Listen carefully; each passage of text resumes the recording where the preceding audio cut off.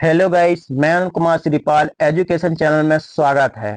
हमने कल कंप्लीट किया था अध्याय 1, जिसमें से हमने पूरे क्वेश्चन को कंप्लीट कर लिया था। आज हम करेंगे अध्याय 2, जिसमें 10th क्लास का ये क्वेश्चन जो है 10th क्लास के लिए है। तो 10th क्लास में सेकेंड चैप्टर में क्या है, वन एवं वन्य जीव संसाधन, जो कि ज्योग्राफी सब्जेक्ट का है। क्लियर है। तो हमने फर्स्ट में कंप्लीट कर लिया फर्स्ट क्वेश्चन आंसर को सभी को। तो आपने जो फर्स्ट वीडियो नहीं देखा है तो प्ले लिस्ट में जाकर आप फर्स्ट अध्याय की सभी क्वेश्चन आंसर को याद कर सकते हैं, जो कि मैंने बहुत इजी तरीके से आपको क्या प्रोवाइड किया है। तो आज हम करेंगे अध्याय 2 का पूरे ए टू जेड क्वेश्चन, जो ऑब्जेक्टिव से लेकर और द्विगुत्री प्रश्न तक। तो ऑब्जेक्टिव हम कर लेते हैं पहले कंप्लीट। तो पहला क्वेश्चन जो है, इसमें से कौन सी टिप्पणी प्राकृतिक वनस्पति जात और प्राणी जात के ह्रास का सही कारण नहीं है। तो इसमें जो है प्रकृति वनस्पति जात और प्राणी जात का ह्रास का सही कारण नहीं है, तो वह आपको बताना है। तो इसमें से पहला क्वेश्चन है कृषि प्रसार, और सेकेंड है पशुचारण और निर्धन लकड़ी एकत्रित करना, वृत्त स्तरीय विकास परियोजनाएं, और चौथा ऑब्जेक्टिव है तीव्र औद्योगिकरण और शहरीकरण। तो आपको सही उत्तर लगाना इसमें से। तो इसका सही उत्तर जो है, तो पशुचारण और निर्धन लकड़ी एकत्रित करना। तो आपने क्लियर कर लिया होगा और याद भी हो गया होगा आपको। मैं ये अपेक्षा करता हूं आपसे कि आपको ये बहुत अच्छी तरह से याद हो गया होगा। अब हम सेकंड क्वेश्चन में जाते हैं। तो सेकंड क्वेश्चन आपका ऑब्जेक्टिव है, इसमें से कौन सा संरक्षण तरीका और समुदायों की सीधी भागीदारी नहीं करता है ना। तो कौन सा नहीं करता है इसमें से, तो चार ऑप्शन आपको दिए हुए हैं। पहला क्या है, संयुक्त वन प्रबंधन। दूसरा क्या है, बीज बचाओ आंदोलन। और तीसरा क्या है, चिपको आंदोलन। और चौथा क्या है, इसमें वन्य जीव पशु विहार का परमिशन। तो परमिशन मिशन है जो, तो इसमें आप क्या कर लेना, सही परिसीमन कर लेना। ठीक है, परमिशन जो है तो इसको सही कर लीजिएगा। और ये आंसर सही होगा चौथा, वन जीव और पशु विहार का परिमिशन। अब इसके बाद सेकंड जो क्वेश्चन है आपका, निम्नलिखित प्राणियों पौधों का उनके अस्तित्व के वर्ग से मेल करें। तो इसका जो है, इसमें क्या है मतलब क्या करना है आपको। तो हमने चैप्टर में कंप्लीट किया था कि कौन से संकट ग्रस्त जाति में है, तो कौन से लुप्त हो रहे हैं प्राणी जात, कौन से पौधे लुप्त होते जा रहे हैं, कौन से संकट ग्रस्त जाति में जो पौधे हैं। तो इसमें तो जात जीव या जंतु बस नहीं हो रहे हैं, इसमें क्या हो रहे हैं, जो पेड़ पौधे हैं वो भी लुप्त होते जा रहे हैं। तो इसका मेल करना है। क्लियर है। तो इसमें प्राणी और पौधों और अस्तित्व के वर्ग को मेल करना है। तो हम आपको देखिए किस तरीके से मेल करना है, तो इसको समझिएगा, है ना। तो सबसे पहले क्या, काला हिरण। तो काला हिरण है जो कौन से अस्तित्व वर्ग में आता है, तो संकट ग्रस्त में आता है। कौन से में आता है, संकट ग्रस्त में आता है ना। ये देखिएगा, ये कौन से में आता है, काला हिरण संकट ग्रस्त में आता है। एसाई हाथी कहाँ आता है, सुवेग्य में आता है ना। और अंडमान जंगली सुअर जो है स्थानिक में आता है। क्लियर हुआ। इसके बाद हिमालय, और जे यहाँ पर भरा लिख गया जो कि भूरा होता है हिमालय। तो हिमालय में भूरा भालू का है दुर्लभ, क्या है, दुर्लभ। और इसके बाद गुलाबी सिर वाली बतख किस में आते हैं, अस्तित्व वर्ग में लुप्त में आती है, क्योंकि जो गुलाबी सिर वाली अभी दिखाई नहीं देती है, तो ये लुप्त होते जा रहे हैं। अगर हमारे धीरे धीरे पशु लुप्त होते जाएंगे, तो जिसके कारण से क्या हो सकता है, हम परिस्थिति तंत्र भी असंतुलन होगी। और परिस्थिति तंत्र के साथ साथ क्या होगा कि आपका जो पर्यावरण जो है, तो वो संकटग्रस्त में आ जाएगा। आपका पर्यावरण जो है, पृथ्वी है जो संकट में आ जाएगी, और मानव जीवन जो है क्या हो जाएगा, संकट स्थिति में आ जाएगा। अब ये जैसे पेड़ पौधे खत्म होंगे तो तापमान भी अधिक बढ़ेगा, और तापमान अधिक बढ़ने के कारण मानव की समस्याएं बहुत ज्यादा को सामना करना पड़ेगा। अब हम करते हैं आगे जो क्वेश्चन कंप्लीट। तो निम्नलिखित का मेल करें। तो यहाँ भी सेकंड तीसरा जो क्वेश्चन है आपका, इसमें से आपको मेल करना है और सही मिलान करना है। तो इसमें क्वेश्चन है आपका, आरक्षित वन और रक्षित वन, अवर्गीकृत वन। तो इसमें से आपको जो क्वेश्चन दिया है, जैसे रक्षित वन, तो सरकार व्यक्ति के निजी और समुदायों के अधीन अन्य वन और बंजर भूमि। तो इसको हम सही मेल करते हैं। तो आरक्षित वन कौन से होते हैं, तो आरक्षित वन जो होते हैं, आरक्षित वन यहाँ देखिएगा, आरक्षित वन जो होते हैं वो होते हैं वन और वन्य जीव संसाधन संरक्षण की दृष्टि से आर्थिक मूल्यवान वन, तो आपको याद हो गया होगा। दूसरा क्या है, रक्षित वन, तो रक्षित वन में क्या आता है, रक्षित वन में जो है वन भूमि, तो हम सेकेंड इसमें सेकेंड क्वेश्चन को थर्ड में मिलाएंगे, तो वन भूमि जो जीव संसाधन और संरक्षण की दृष्टि से सर्वाधिक मूल्यवान है। क्लियर हो गया। इसके में अब इसके बाद जो है हम जो तीसरा जो है, तो तीसरा क्या लगाएंगे, यहाँ पर जो है थोड़ा सा आरक्षण बचाई जाती है और मूल्यवान वही है, तो एक ही इसमें सही है। जो भी इसमें उत्तर मैंने लिख दिया है, तो ये भी सही लिखा और ये भी सही लिखा है। तो अवर्गीकृत वन क्या है, तो अवर्गीकरण क्या है, सरकार व्यक्ति की निजी और समुदायों के अधिक अन्य वन और बंजर भूमि। क्लियर, तो सही मेल हो गया होगा और उत्तर करके मैंने यहाँ लिख भी दिया हूं। क्लियर। अब इसके बाद हम क्या करते हैं, इसको हम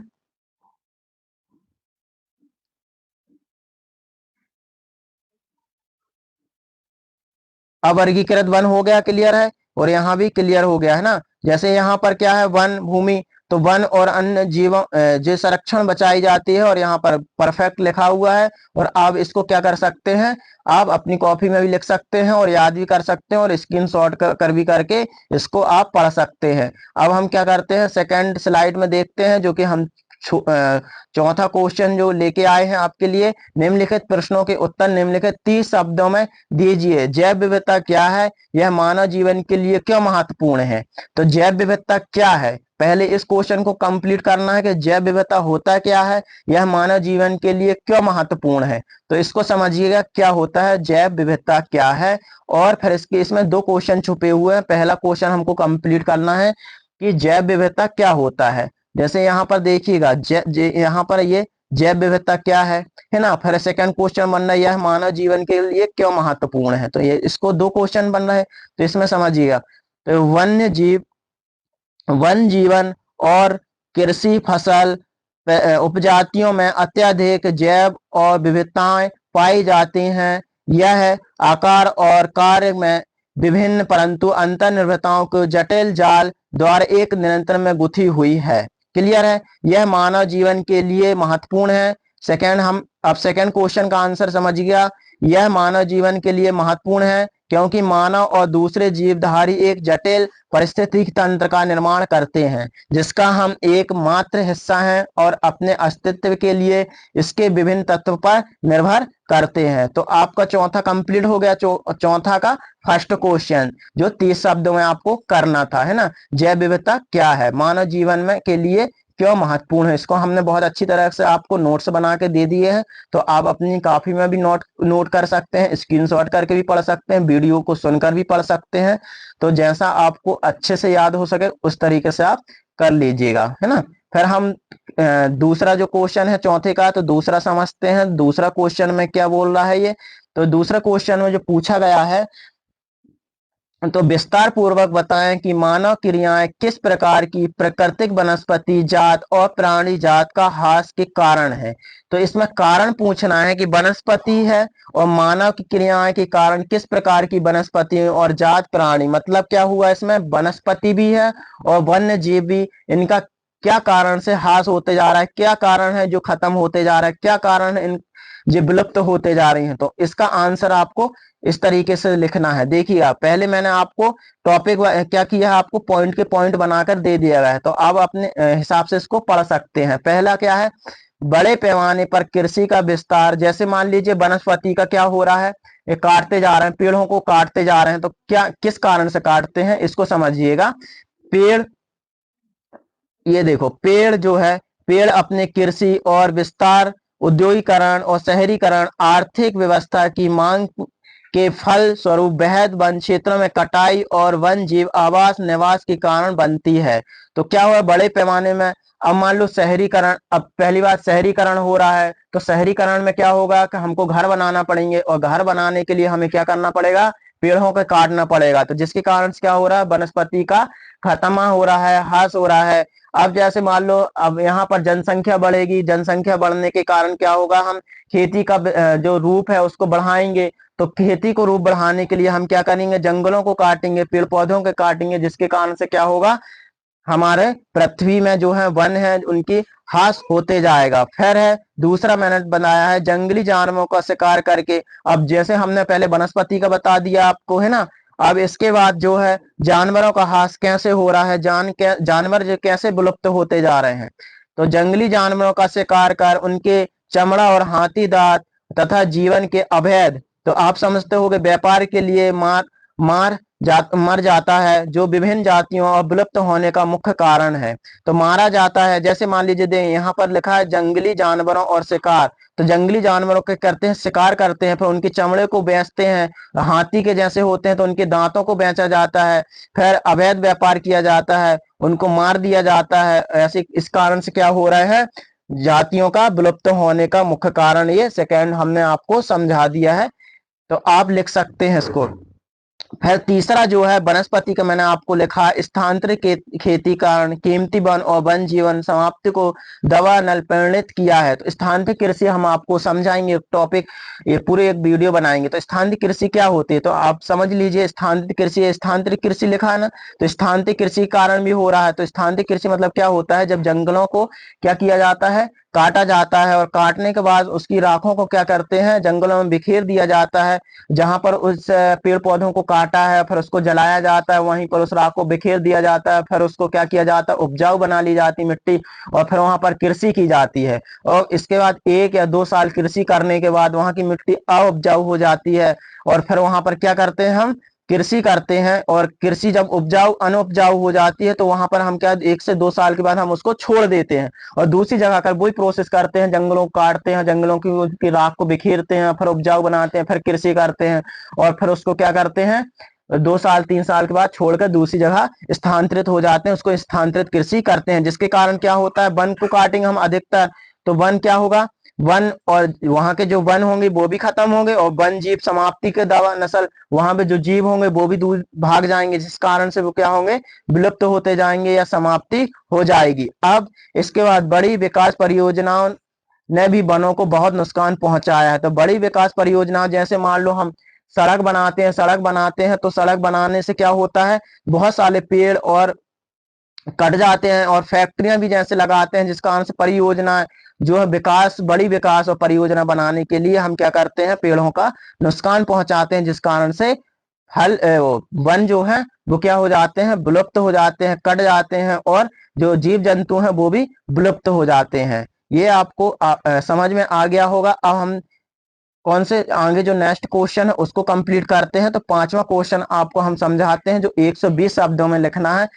तो अभी हम समझाएंगे कि अभी जो तिमाही में एग्जाम में आने वाले क्वेश्चन है तो कौन कौन से क्वेश्चन आपको आ सकते हैं। जैसे हमने फर्स्ट वीडियो जिसने नहीं देखा है तो उसको देख लीजिए, उसमें भी मैंने बताया कि तिमाही में कौन कौन से क्वेश्चन आपको आ सकते हैं, और इसमें भी मैं आईएमपी लगा दूंगा जिसमें आपको पढ़ने में बहुत कुछ हेल्प मिलेगी, और तिमाही में आपके एग्जाम में भी फंसेगा, और तिमाही के साथ साथ जब आप वार्षिक एग्जाम दोगे तो आपके पास नोट्स भी रहेंगे, वीडियो भी रहेगी, जिससे आप फिर से पढ़ भी सकते हैं। तो हमारे चैनल को ऐसे नोटिफिकेशन पाने के लिए और ऐसे वीडियो और क्वेश्चन पाने के लिए, आंसर पाने के लिए हमारे चैनल को सब्सक्राइब करें, और अपने दोस्तों को भी शेयर कर सकते हैं, जिससे वो पढ़ सकते हैं और अच्छे 10th क्लास में परसेंटेज बना सकते हैं।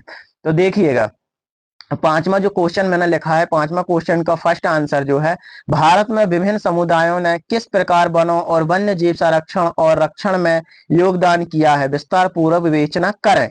ठीक है, इसका उत्तर हम थोड़ा सा क्या है कि 120 शब्दों में लिखना है, तो थोड़ा सा इसका बड़ा भी है, तो आप समझिएगा। ठीक है, तो मैं आपको समझाने की कोशिश करता हूं। तो वन हमारे देश, देखिएगा, वन हमारे देश के कुछ प्रजाति आवास भी हैं। इन समुदायों को वन पर्यावरण के साथ जटिल रिश्ता होता है। जो हमारे प्राणी जात होते हैं और वन होते हैं तो हमारे साथ उनके साथ बहुत सा क्या होता है, रिश्ता होता है ना। तो छोटा नागपुर क्षेत्र में मुंडा स्थल और जनजाति महुआ और कदम पेड़ और पूजा करते हैं। अब जैसे आपने देखा होगा तो हिंदू समाज में क्या होता है, पेड़ों की पूजा की जाती है ना। कुछ है जो पशु होते हैं उनकी पूजा की जाती है। जैसे पशु में हम देखा जाए कि हम बंदरों को क्या समझते हैं, हनुमान का रूप है, समझ लिए। अब जैसे अब गाय की, तो हिंदू समाज में क्या करते हैं, गाय की पूजा करते हैं पूजा। तो कुछ ऐसे पशु होते हैं जिनको हम पूजा करते हैं, और ऐसे कुछ पेड़ पौधे होते हैं, है ना, वन होते हैं, तो उनको क्या करते हैं, हम पूजा करते हैं। जैसे मान लीजिए पीपल का है ना, पीपल की हम पूजा करते हैं।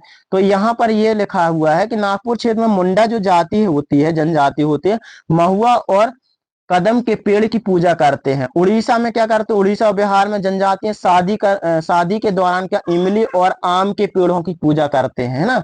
तो क्या करते हैं शादियों के टाइम पे, वो जो शादी के टाइम के दौरान क्या करते हैं, इमली और आम के पेड़ की पूजा करते हैं। इसी प्रकार राजस्थान में बिश्नोई गांव होगा, एक बिश्नोई समाज है, उसके आसपास काले हिरण, चिंगारा और नीलगाय और मोरों के कोई भी नुकसान नहीं पहुंचाती। तो जो आपने सुना होगा कि बिश्नोई समाज है, वो तो अपने बच्चे की तरह जीव जंतुओं को क्या करते हैं, वो प्यार देते हैं और उनको पूरा सुरक्षित रखने की कोशिश करते हैं, और हमेशा वो अपने आसपास जीव जंतुओं को क्या करते हैं, सुरक्षित रखते हैं। अब आगे, और वे सरकारी जो अधिकारी उनसे भी मिलकर क्या करते हैं कि हम इनकी रक्षा करना चाहते हैं तो हमारा सहयोग करें। फिर इसके बाद है सरकारी अधिकारियों के साथ मिलकर अपने आवास स्थलों और रक्षण के जुटे हैं, क्योंकि इसी से उन्हें दीर्घकाल की उनकी आवश्यकताओं की पूर्ति हो सकती है। सरिस्का, ठीक है, सरिस्का रिजर्व के राजस्थान गांव के लोग वन्य जीव संरक्षण अधिनियम के तहत वहां के खनन बंद करवाने के लिए संघर्षरत हैं, और राजस्थान के अलवार जिले के 5 गांव के लोगों ने 1200 हेक्टेयर वन भूमि भैरव देव अटल सूचिंगी घोषित कर दी, जिसके अपने ही नियम कानून और जो कि शिकार वर्जित करती है। तो उन्होंने क्या किया, 1200 हेक्टेयर पर दान दे दी, और उसमें क्या किया कि हम जानवरों को रखेंगे और वनों को हम लगाएंगे। क्लियर हुआ। अब इस चीज को आप समझ गए होंगे। और वहां पर एक गांव है, राजस्थान में एक गांव है, वहां पर क्या किया, खनन मतलब होता है जब हम मिट्टी को खोदते हैं और खनिज निकाल लेते हैं और उसका गड्ढे के रूप में छोड़ देते हैं, जिसको हम खनन कहते हैं, जो कि वो बहुत ज्यादा भूकंप ला भी सकता है। पशुओं, अगर उसमें जीव जंतु गिर जाएंगे जिसके कारण से उनकी मृत्यु भी हो सकती है। तो खनन से क्या क्या बहुत कुछ नुकसान होता है। अब हम लास्ट जो हमारा है उसको कंप्लीट करते हैं। लाइट स्लाइड है ये। तो हम जो हमारा सेकंड जो है पांचवे, जो हमने 120 शब्दों में लिखना था, तो हमारा ये क्या है, वन और वन्य जीव संरक्षण में सहयोगी रीति रिवाज पर एक निबंध लिखिए। तो एक निबंध लिखना है इसमें, जो कि मैंने आपको शॉर्ट में लिखवा दिया है। इसको आप और अगर बड़ा लिखना है तो आप अपनी जो पुस्तक है होगी सामाजिक विज्ञान की 10th क्लास ज्योग्राफी में सेकंड चैप्टर में देखना, तो उससे आप और कुछ ऐड कर सकते हो। जिसमें इसमें क्या होता है, मैं बड़ा लिखवा देता तो वीडियो भी बहुत ज्यादा बड़ी हो जाती है, इसको आप बहुत ज्यादा समस्या होती। तो इसमें निबंध लिखना है, ठीक है। तो देखिएगा, थोड़ा सा मैंने आपको शॉर्ट में समझाया है। वन और वन्य जीव संरक्षण के लिए कई सही नीतियां अपनाई गई हैं। ये ऐसे कई गैर सरकारी संगठन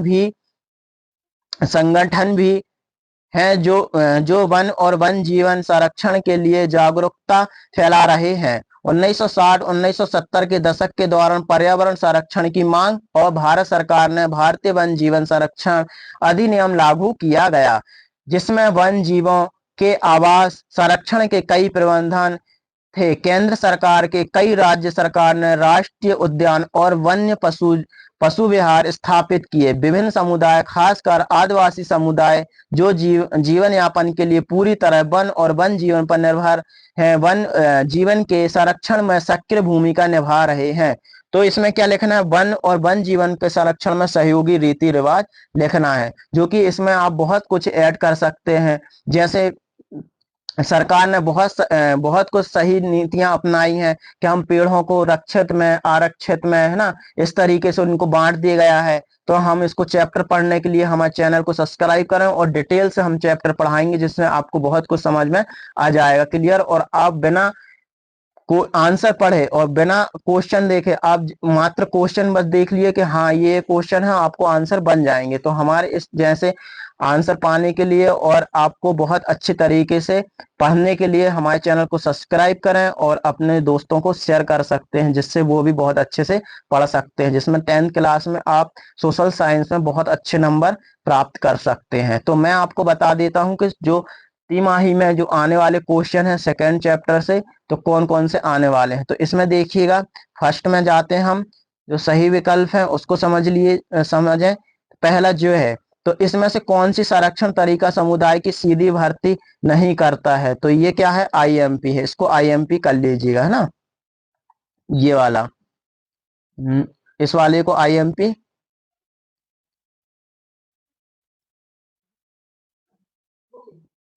इसको आईएमपी कर लीजिए। ये इसको हम आईएमपी लिख देते हैं यहां पर। जी, क्लियर है जी, आईएमपी हो गया। फिर इसके बाद हम यहां पर जाइएगा, इसको भी याद कर लीजिएगा, सेकेंड को भी। फिर इसके बाद हम ये देखिएगा, मैंने यहां पर सही आपको उत्तर लिख दिया हूं। यहाँ पर इनको याद कर लीजिएगा, क्योंकि ये आ सकते हैं ना। यहाँ भी आईएमपी है, ये भी आईएमपी है, ये भी आ सकता है आपको। क्लियर है? फिर इसके बाद नेक्स्ट स्लाइड में जाते हैं। तो जैव विविधता क्या है, इसको आपको करना है याद। ये इसको याद करना ही है, क्योंकि ये आ सकता है। इसके बाद सेकंड ये आप पढ़ लेना। इसके बाद ये है, इसको आप देख लीजिएगा और पढ़ लीजिएगा, और इसको तो याद करके जाना है, जिससे आपके क्वेश्चन, इससे 2 क्वेश्चन आपके सॉल्व हो सकते हैं। इसके पहले वाला भी हो जाएगा इससे पढ़ने से, और ये वाला भी हो जाएगा, तो इसको भी याद कर लीजिएगा। तो इस तरीके से हमने आज social science, geography second chapter के क्वेश्चन आंसर कंप्लीट कर लिए हैं। तो आपको अगर क्वेश्चन बहुत अच्छे, आंसर बहुत अच्छे लगे हों, तो हमारे चैनल को लाइक करें और कमेंट करें और सब्सक्राइब करें।